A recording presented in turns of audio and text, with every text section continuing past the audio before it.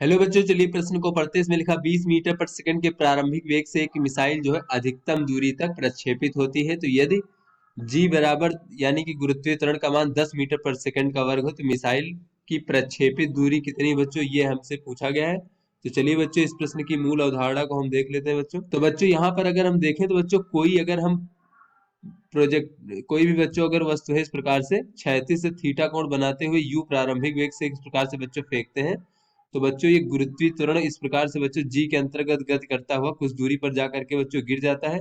तो बच्चों जहां से फेंका गया और जहां जितनी दूर जाके गिरा बच्चों क्षैतिज क्षैतिज में तय की गई जो दूरी होती है उसे हम क्षैतिज परास कहते हैं। इसका मान होता है बच्चों यू का वर्ग और साइन 2 थीटा और भागे बच्चों जी। तो यहाँ से बच्चों अगर हम देखें तो इसका अधिकतम मान बच्चों कितना होगा। तो बच्चों ये अधिकतम मान जो होता है यहाँ पर साइन 2 थीटा का अधिकतम मान 1 हो सकता है। तो इस प्रकार से इसका अधिकतम मान हो जाएगा यू का वर्ग भागे जी, इस प्रकार से। तो चलिए बच्चों अपने प्रश्न को हल करते हैं। तो यहाँ पर कहा जा रहा है कि 20 मीटर पर सेकंड के प्रारंभिक वेग से एक मिसाइल जो है अधिकतम दूरी तक प्रक्षेपित होती है।